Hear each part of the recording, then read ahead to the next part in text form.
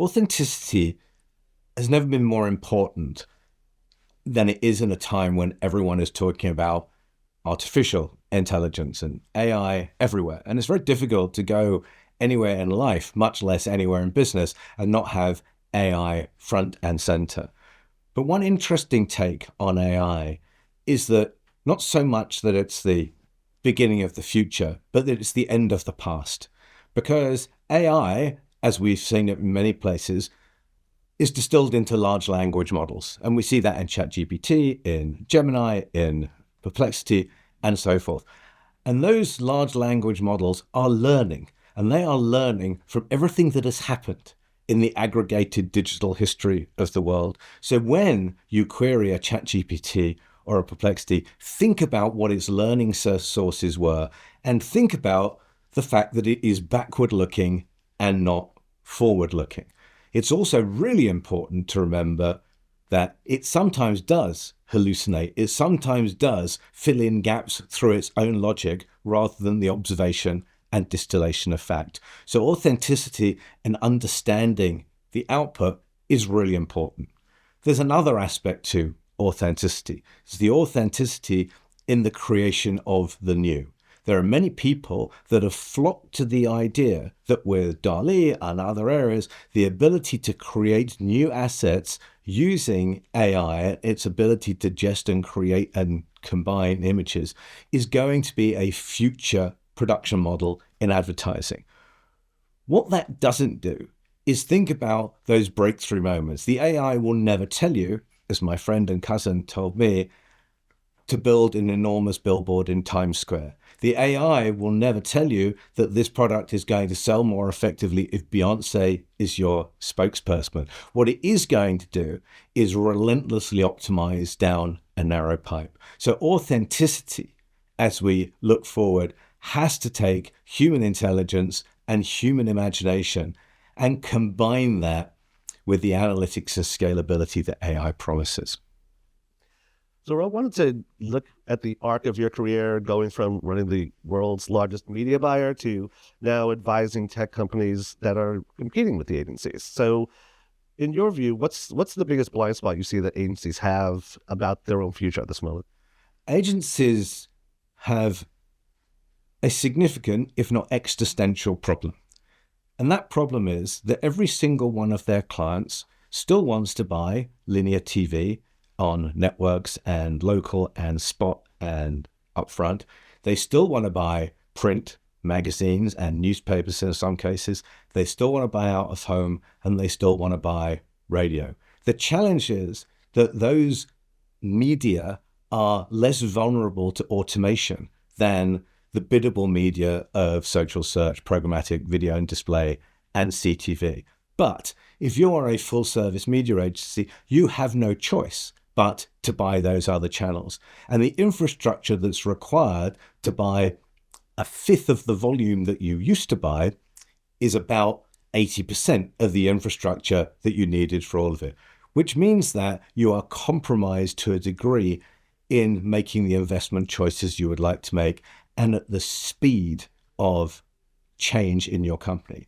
If every single client only worked in biddable channels, the ability of the agencies to, if you like, pivot to the future and fully deploy their data assets and their AI developments would grow enormously quickly. So in the meantime, whilst that's difficult to do, you end up with a rather more distributed ecosystem, and you get people that are specialists in whatever the next iteration of SEO might be for an AI answers kind of world. You get a whole people that are specialists in applying data to inventory in the programmatic space and looking across the DSP ecosystem that are acting in a complementary way often, because they have a much less complete service, a complementary offer to the holding companies and independent agencies. And I think that the future is going to be not only fragmentation on the inventory side, fragmentation on the intermediate technology side, but fragmentation on the service delivery side too. But the good news is that there are gateways that exist between businesses in the form of APIs and other modes of integration that allow for those cross-functional partnerships and cross-ownership partnerships to work quite effectively. Wanted to drill down on that point about investment choices that agencies have right now. Um, we can't get off the topic of AI. We're all rightly obsessed with AI, as this conversation shows. But are agencies making the right investment choices right now in their tech? So what do agencies do? And we'll talk about media agencies for the sake of this, because that's what I know a little bit more about. So the media agency business has been a business that's focused on allocation, where do you spend the money, optimization, how do you get the value from where you spend it, and attribution. How do you prove whatever you did works, and how do you use that to inform the allocation process? And you drive a virtuous circle, if you like. And that was a business that wasn't that hard to run when reach and frequency were the basis of the argument of the allocation, optimization, and attribution. The platforms, or walled gardens as we now think about them, and Alphabet, and in particular Meta, and increasingly Amazon, have moved the cheese a little bit from the reach and frequency optimization issue to the outcomes optimization issue. And Facebook or Meta will tell you that there's no one that can optimize Facebook against any objective, and Instagram better than Meta can. So that's a challenge for the agencies. So they need, in their AI investments, to balance the idea of how do we succeed at intra-channel optimization, which they were brilliant at in TV especially, but in print as well, but always less good at in the Meta environment and the Alphabet environment. So how do we balance our investments in intra-channel optimization with our investments in cross-channel optimization? Because there is still a huge role for them in doing that, because there is no one at Alphabet that is going to tell you to spend more of your money on Meta.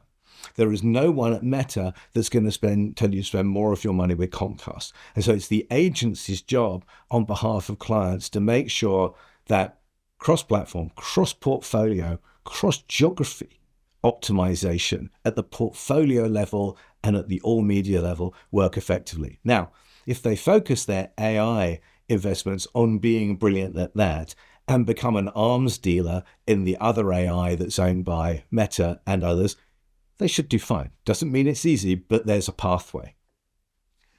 Turning to your role as an advisor to companies such as MIQ, Simpli.fi, Nova, others, you're seeing all sides of the buy-sell equation. With that perspective in mind, do you see agencies, media agencies, becoming more like tech companies, or do you see tech companies that you advise become more like agencies? Well, there's always been a sort of a convergent theme in that area.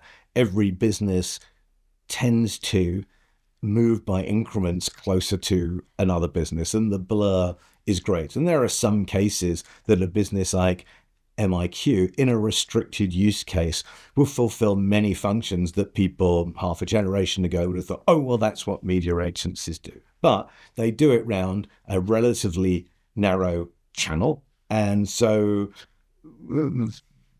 they don't really become like full service agencies. Equally, agencies don't really become tech companies, but what they do become is increasingly proficient at using the tech that's built by other people. And, they've been doing this for years. I mean, there's been lots of buy-side, sell-side technology between the television business and the agency business since I started in the business. So there's not a new thing. So I believe we're in a process of rapid evolution rather than revolution per se. And sure, there will be convergent aspects, but most people, if they're smart, will find a deep well in which to stick to their knitting and say, how can I be at the best at this? Because what a world of artificial intelligence and competition together do is have a very, very, very low tolerance for mediocrity.